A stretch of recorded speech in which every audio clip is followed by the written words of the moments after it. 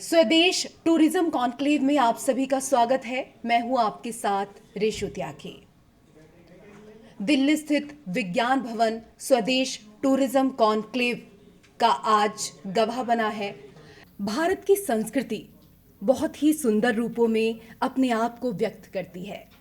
इस पावन भूमि पर विश्व के विभिन्न परिवेश, मौसम, वन संपदा का संक्षिप्त रूप यहाँ वहाँ दिखाई देता है और इस तरह इसके नक्शे में पूरा ग्लोब उभर के आ जाता है। भारत में भिन्न संस्कृतियों की साझी यात्रा विश्व को इसकी तरफ आकर्षित करती है। यहाँ पर्यटन का संबंध बहुत ही प्राचीन है। बदले समय के साथ राजकीय प्रेरणा से इसे एक व्यवस्थित रूप मिला है और पर्यटन ने भारत के विकास में भी एक महत्वपूर्ण भूमिका अदा की है।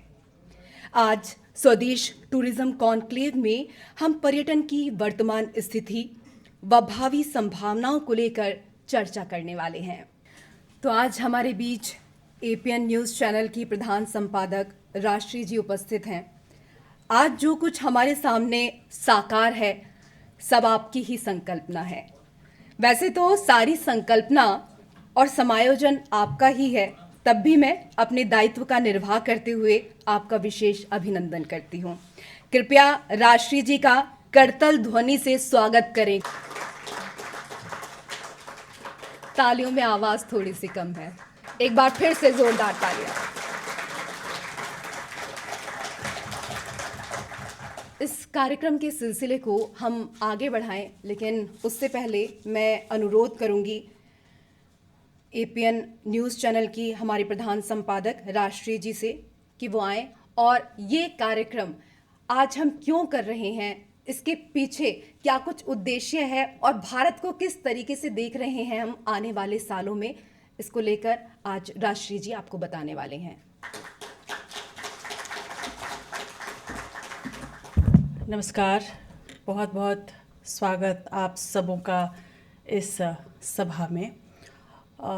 किसी भी नागरिक के लिए सबसे बड़ी बात यही होती है राष्ट्र प्रेम की कि वो अपने भूमि के कण कण को नमन करे।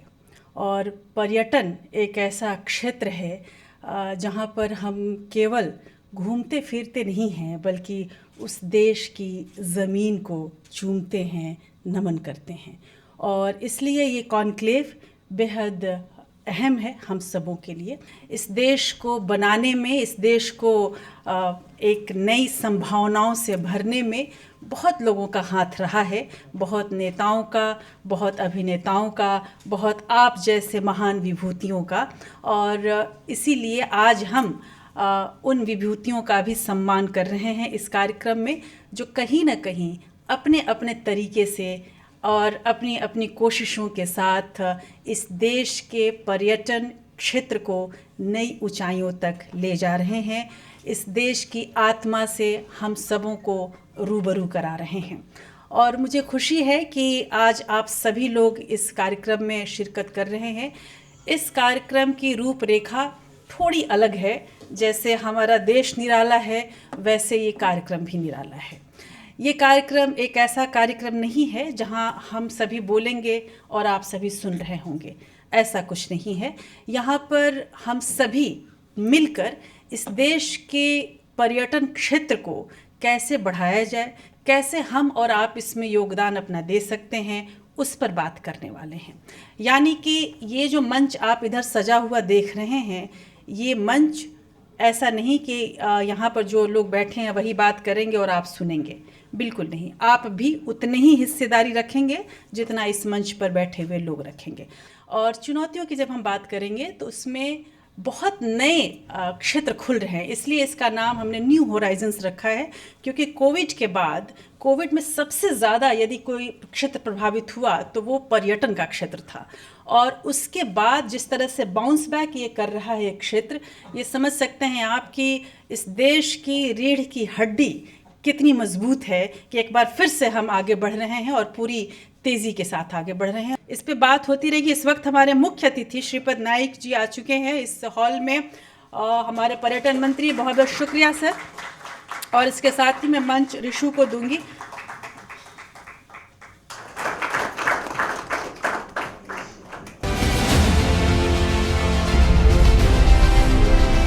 श्रीपाद येसो नाइक केंद्र सरकार में पर्यटन राज्य मंत्री हैं। आप भारत की लोकसभा में सांसद और वर्तमान केंद्र सरकार में पर्यटन राज्य मंत्री हैं। साल 1999 में आप गोवा के उत्तरी गोवा निर्वाचन क्षेत्र से 13वीं लोकसभा के लिए चुने गए। 2004, 2009, 2014 और 2019 के चुनाव में जीत हासिल की। 2014 के लोकसभा चुनाव में आपने 1,05,000 वोटों के अंतर से जीत हासिल की, जो गोवा के एक छोटे से राज्य के लिए बहुत ज्यादा है।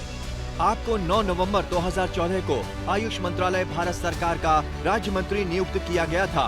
आपने सार्वजनिक रूप से कहा कि आपके पास अनुसंधान तक पहुंच है, जिसने साबित किया कि कैंसर जैसी बीमारियों को योग के जरिए ठीक किया जा सकता है।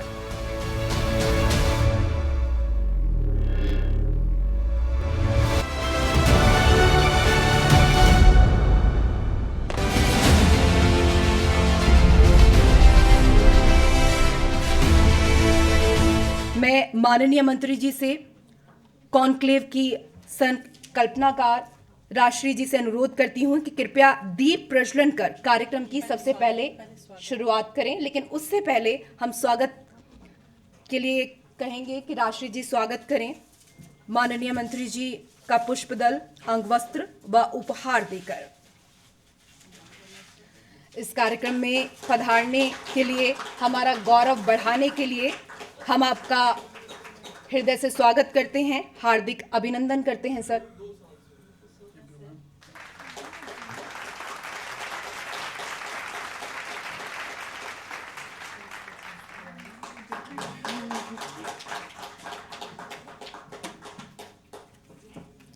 और कोई भी कार्यक्रम जिसकी शुरुआत होती है, सबसे पहले दीप प्रज्वलन किया जाता है, तो उसके बाद दीप प्रज्वलन करने के बाद कार्यक्रम की शुरुआत हम आगे करेंगे।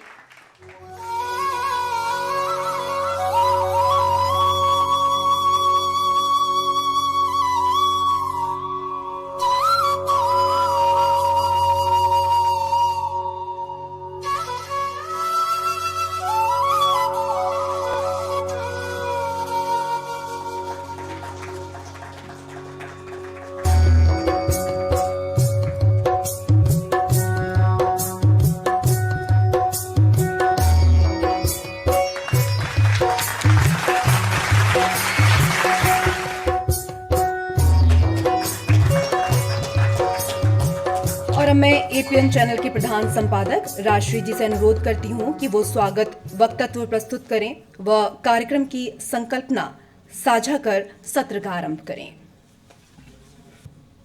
और इस सभा में एक और अतिथि रोहन जी का बहुत बहुत स्वागत, गोवा के टूरिज्म मिनिस्टर। और अब मंच जो है वो डिसबैलेंस्ड है, जिसको कहा जाए। मंच पर गोवा की जो है वो एक तरह से बहुमत है, लेकिन आप घबराएं नहीं, क्योंकि हम मीडिया वाले हैं और बहुमत किधर भी हो, जवाब लेना हम जनता का काम है, इसलिए हम जवाब इन दोनों से ले लेंगे। बहरहाल श्रीपद जो नाम है, जब हम टूरिज़्म की बात करते हैं, जब हम अर्थव्यवस्था की बात करते हैं, जाहिर सी बात है कि श्री की बात करते हैं, लक्ष्मी की बात करते हैं। तो यहाँ दो श्री हैं, राजश्री और श्रीपद। तो अब इस बात की तो गारंटी है कि जब ये हमारा ये कार्यक्रम समाप्त होगा तो हम एक ऐसे नतीजे पर पहुंच रहे होंगे जहां से कई रास्ते, कई होराइजन्स खुल रहे होंगे। और श्रीपद साहब की जो कोशिश रही है हमेशा, चूँकि वो एक ऐसे क्षेत्र से आते हैं जहां पर्यटन मूल चीज़ है, जहां जिसकी अर्थव्यवस्था में पर्यटन की मुख्य भूमिका रही है, और इसलिए श्रीपद नाइक साहब पर्यटन के महत्व को भी समझते हैं और वहाँ पर की जा रहे नए प्रयोगों को भी समझते हैं। और आज सर ये जो कार्यक्रम है जैसा मैं अपने तमाम पैनलिस्टों को बता रही थी, अपने तमाम सहयोगियों को ये बता रही थी कि इस कार्यक्रम की कल्पना कुछ यूं है कि आप लोगों ने कहाँ तक क्या किया है ये आप हमें बताइए, और हम क्या क्या चाहते हैं ये हमारी सुनिए, और उसके लिए क्या रास्ता निकाला जा सकता है ये भी हमें बताइए, ताकि हम सभी मिलकर कोरोना के बाद जिस तरह से भारत की अर्थव्यवस्था में अपनी भूमिका निभा सकते हैं एक मीडिया के नाते, वो भी निभाएं। क्योंकि मीडिया में हम अगर नहीं आप दिखाएं कि किस राज्य में कितनी पर्यटन की क्षमता है तो शायद बात अधूरी रह जाए।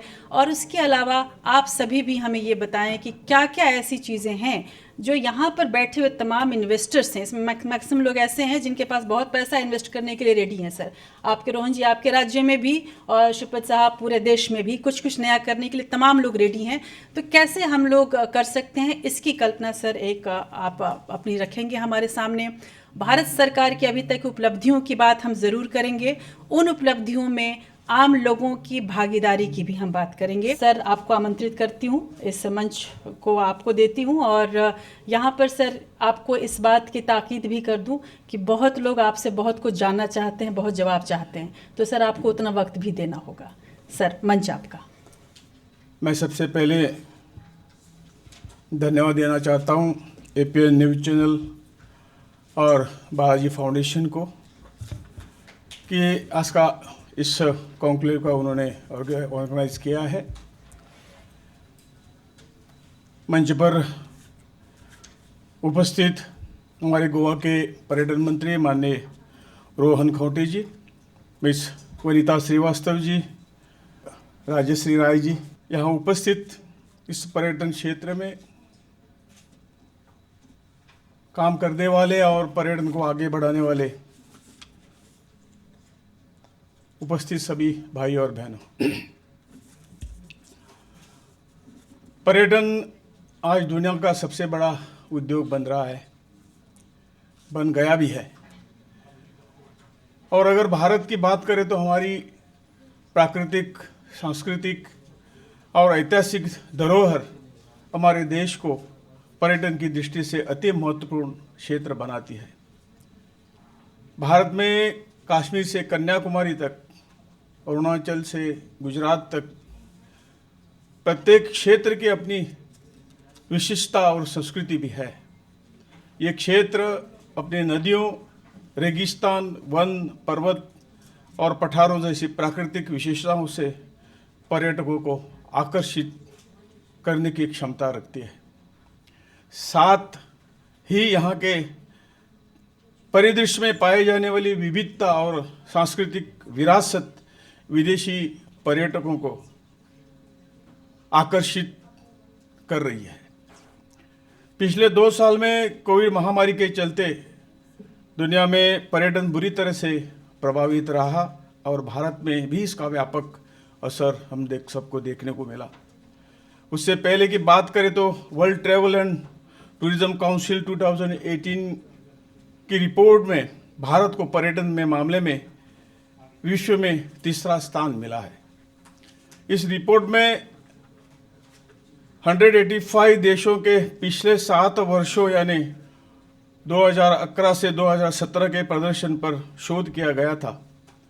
वर्ष 2017 में पर्यटन से भारत ने लगभग $23 अरब का राजस्व अर्जित किया, जिसे 2023 तक $100 अरब करने का लक्ष्य रखा गया है।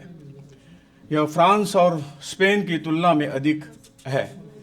उल्लेखनीय यह है कि 2017 में भारत में 1.4 करोड़ विदेशी पर्यटक आए थे, जबकि 2014 में जब मोदी सरकार बनी थी तब भारत में आने वाले विदेशों के पर्यटकों की संख्या महज 76.1 लाख थी। इस लिहाज से भारत में पर्यटन के मोर्चे पर 14% वार्षिक वृद्धि दर्ज की गई, जो वैश्विक औसत 6.8% और एशियाई औसत 5.7% से काफ़ी अधिक है। सकल घरेलू उत्पादन में पर्यटन का योगदान 7% रहा है। विश्व आर्थिक मंच के अनुसार पर्यटन से जुड़े प्रतिस्पर्धात्मक सूचकांक के भारत ने 25वां स्थान उस स्थान के ऊपर छलांग लगाई है। इसका श्रेय सरकार के उन प्रयासों को जाता है जिनके कारण भारत में विदेशी और घरेलू यात्रियों की संख्या बहुत बढ़ गई है। आंकड़ों की बात करें तो पर्यटन क्षेत्र में प्रत्यक्ष अप्रत्यक्ष तौर पर करीब 4.7 करोड़ लोगों को रोजगार मिला हुआ है। फिक्की की तरफ से जारी किए रिपोर्ट के अनुसार इस साल भारत को ट्रैवल और टूरिज्म क्षेत्र में 10 लाख नौकरियां मिलने का अनुमान है। रिपोर्ट के अनुसार 2029 तक हर साल इस सेक्टर में 10 लाख नौकरियां सृजित होने का अनुमान है। पर्यटन से भारत में महिलाओं के लिए भी रोजगार के तमाम अवसरों की खिड़की खुली है। वैश्विक स्तर पर अन्य क्षेत्रों के मुकाबले पर्यटन क्षेत्र में लगभग दुगनी संख्या में महिलाएं कार्यरत है। इस दृष्टि से पर्यटन क्षेत्र समाज में समानता और सामाजिक न्याय को समर्थन देने का भी माध्यम रहा है। आज भारत का पर्यटन उद्योग अपने पारंपरिक दायरों से निकलकर चिकित्सा और योग जैसे क्षेत्रों में भी फैल रहा है। नतीजन भारत के लिए नई संभावनाओं और अवसरों का भी द्वार खुल रहा है। देश में पर्यटन सर्किट के विकास के लिए स्वदेश दर्शन योजना, विरासत स्थलों के विकास के लिए हृदय योजना और धार्मिक पर्यटन स्थलों के लिए विकास के लिए प्रसाद योजना लाई गई है। इसके अलावा पर्यटन स्थलों पर रोपवे के निर्माण और रेलवे स्टेशनों पर लॉजिस्टिक पार्कों का आसपास की वाणिज्यिक भूमि के विकास पर बल दिया गया है। विदेशी पर्यटकों के आगमन को सरल बनाने के लिए सरकार ने 167 देशों के लिए ई वीज़ा व्यवस्था की शुरुआत की है। साथ ही एक नए 5 वर्षीय वीज़ा योजना की घोषणा की गई और ई वीज़ा शुल्क को अल्पकालिक के साथ ही दीर्घकालिक पर्यटक ई वीज़ा योजना के विकल्प के साथ रखा गया है। सरकार ने अंडमान निकोबार द्वीप समूह में विदेशियों को पहुंच के 24 घंटे के अंदर विदेशी पंजीकरण कार्यालय में पंजीकरण करने की बाध्यता को समाप्त किया है। पर्यटन मंत्रालय विदेशियों को आकर्षित करने के लिए पूर्वोत्तर जैसे क्षेत्रों का भी इस प्रकार से विकास कर रहा है कि वे सुगम, सुरक्षित और आकर्षक स्थल बन सके। सरकार ने मुख्य पर्यटन स्थलों के बुनियादी ढांचे के विकास और रखरखाव पर बहुत ध्यान दिया है। स्वदेश दर्शन और प्रसाद योजना 2 ऐसी योजनाओं की शुरुआत की गई है जो देश में पर्यटन से जुड़ी आधारभूत अवसंरचना विकसित करेंगे।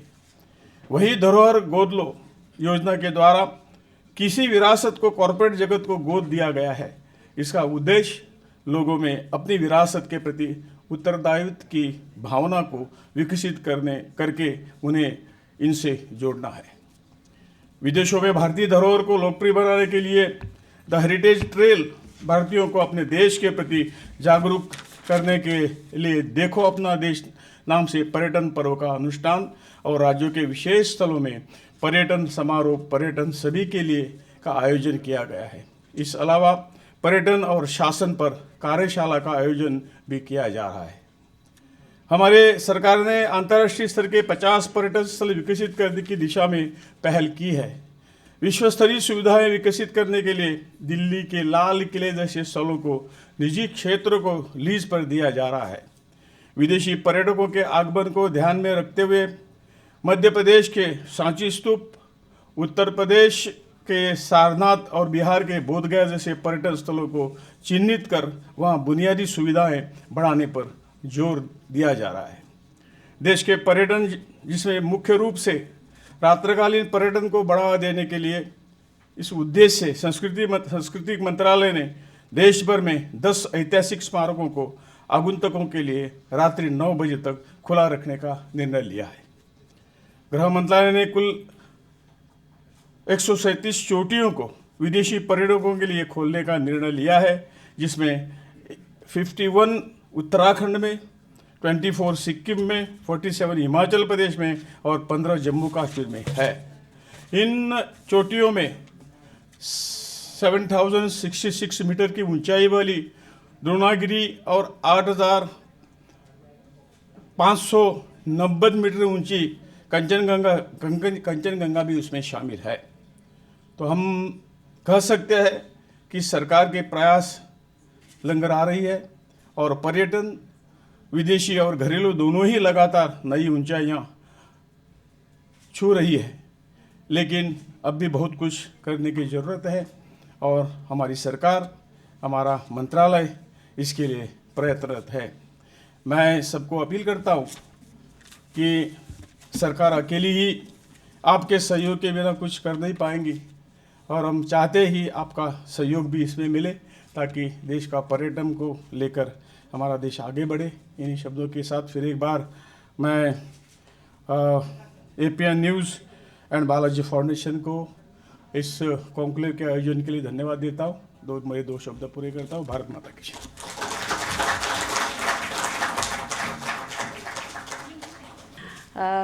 सर, बहुत सारी ऐसे सवालात हैं जो हम ज़रूर आपसे जानना चाहते हैं और चूँकि प्रधानमंत्री मोदी की कार्यशैली है कि वो सवालों से नहीं घबराते बल्कि सवालों को समझते हैं और उसका निदान करने की कोशिश करते हैं और नेता सही होता है तो उसके पीछे के तमाम नेता भी उसी कार्यशैली के हिसाब से चल रहे हैं और इसलिए जब श्रीपद नाइक साहब ने हमारे आमंत्रण स्वीकार किया तो हमने पहले ही उनको चेता दिया था कि आप एक ऐसी जगह आने वाले हैं जहां आप बोलकर निकल नहीं जाएंगे।